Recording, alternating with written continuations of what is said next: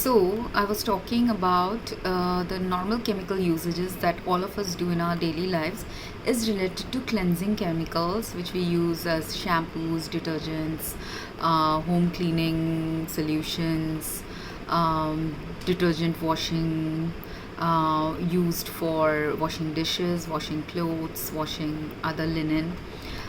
So, all these cleansing chemicals, when we are using it regularly in our daily lives, where do you think the effluents of this cleansing from our bathrooms and kitchens land up? They all land up either in our underground water systems or in some drain that will eventually drain it to some place which is a water body on earth. And that water body, or even if it was drained underground beneath some building or beneath some soil, where does that unclean dirty water go? That unclean dirty water also goes in our soil, also goes under the earth in either visible water sources like ponds, rivers, lakes, sea, or it will go in the underground water table of a particular area that is not visible to us. And this is the same water supply where many villages of the world or places of the world where people earlier used to have a clean water system are used to getting their natural water access from the underground water tables, from the rivers, lakes, streams, ponds of the place that they reside in. Now, if that underground water, which is giving us water via a tube well or a pump or that bore well, or we are getting water from a nearby stream or a river, or we have a pond or lake besides our home which is the source of water supplied to our homes. If any or all of these resources are polluted, then what is happening is, and polluted from what? Polluted from the chemicals the people living in that area use a lot. Soaps are the easiest way to describe the chemicals we are using in our daily life, because everyone uses soaps and detergents and shampoos and other cleansing chemicals. But other than these common chemicals that are used globally by so many of us, the other set of chemicals are the pesticides that are used globally by so many of us. Other set of chemicals are the mosquito repellent sprays and mats and other devices used by many of us.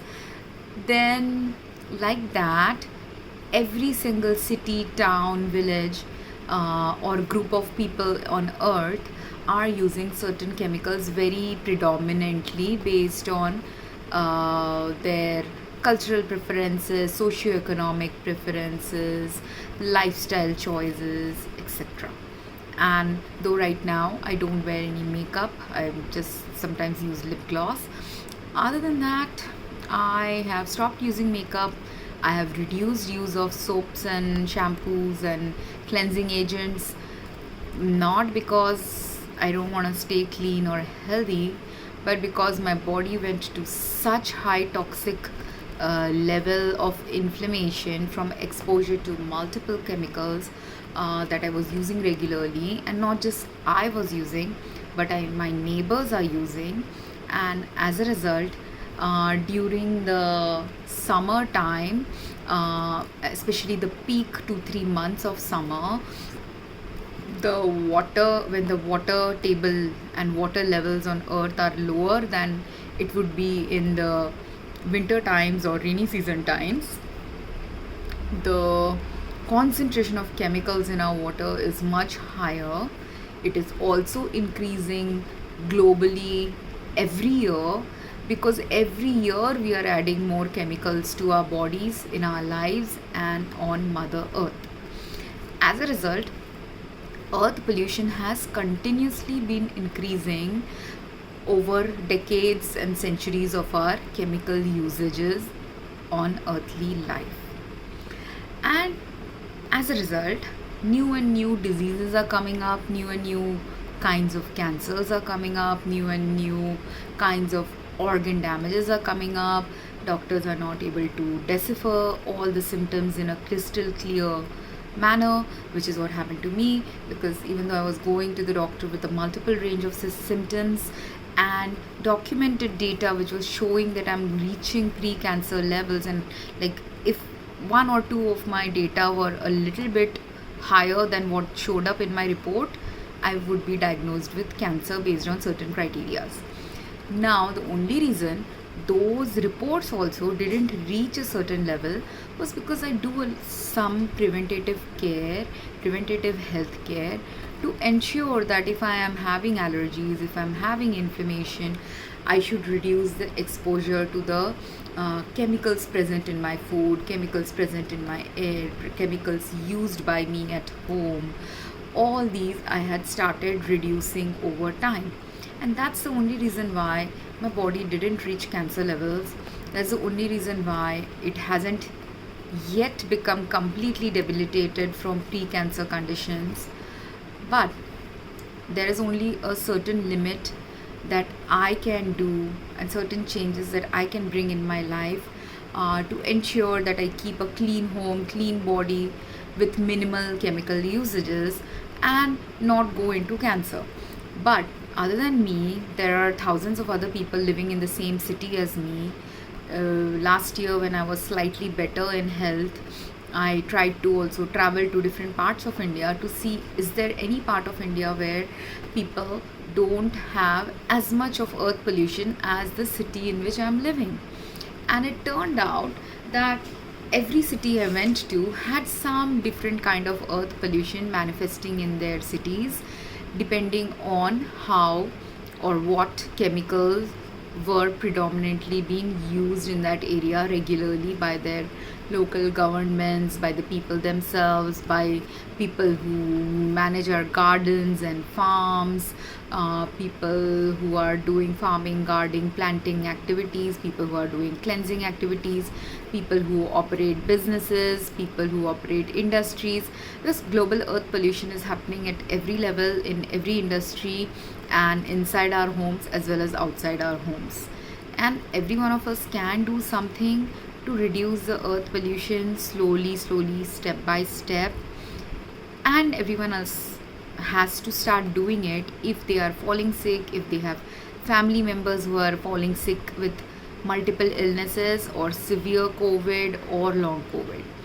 Because, for example, during the COVID time and after a few years of COVID, because I had these cancer symptoms, I was not working and I was watching a lot of YouTube videos related to different things. I would watch memes and everything, but because I am a healthcare person and also because their symptoms were mimicking some of my symptoms, I was observant about certain people's symptoms in these YouTube videos. And what did I find in there? Like, there were people who are doing cleaning activities in US or Europe, and they are lawn cleaners or pavement cleaners, and they're just doing it for free as a way to do social service, as a way to help out a neighbor, as a way to promote their business. These are all the motivations that are driving someone to do this generous activity. So, or someone wants to create content on YouTube. So whatever the reason why they are making these videos, and each of them has multiple reasons for doing it, in those videos I could see those cleaners, some of those cleaners, not all of them, because not everyone is visible in their videos. So the videos where I could visibly see these people, or the videos where they have shared some experiences with their family or their customers, I have noticed that this problem related to the chemicals used while cleaning a lawn, while cleaning a pavement near a home, all these chemicals can also end up impacting someone's health. If these cleaners only use high pressure steam and nothing else as a cleansing mechanism, and that steam is produced by using just pure clean water, then they will not have this health problem. But if they are using cleansing chemicals in their cleaning regimen, And it's not just about these pavement cleaners, it is also about any of us who is using some chemical to clean our floors, clean our offices, clean the surfaces of our sofas and upholstery. Sometimes our cars and upholstery get sprayed with these air fresheners. All of these chemicals are harmful to our health if we have had long term exposures to one chemical or multiple set of chemicals. And it doesn't matter if we are living in India, if we are living some other country, because impact of a chemical on our health, on any human's health, is going to be similar level. In fact, if you live in India and you're exposed to multiple chemicals and you are a small tiny human, like Asians are usually, you may have a wider and larger impact on health from the same chemical exposure than a taller, fatter, robust, healthier person from a developed country might.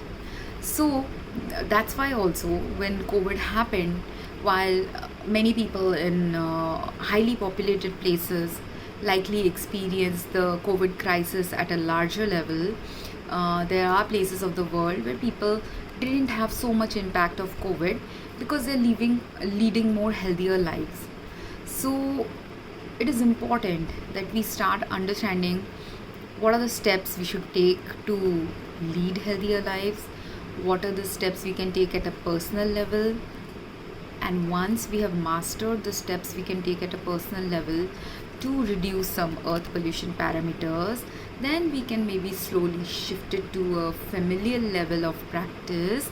Once our families have started collectively doing some clean, earth friendly, environmental friendly practices, then we can shift it towards collective social measures, government measures.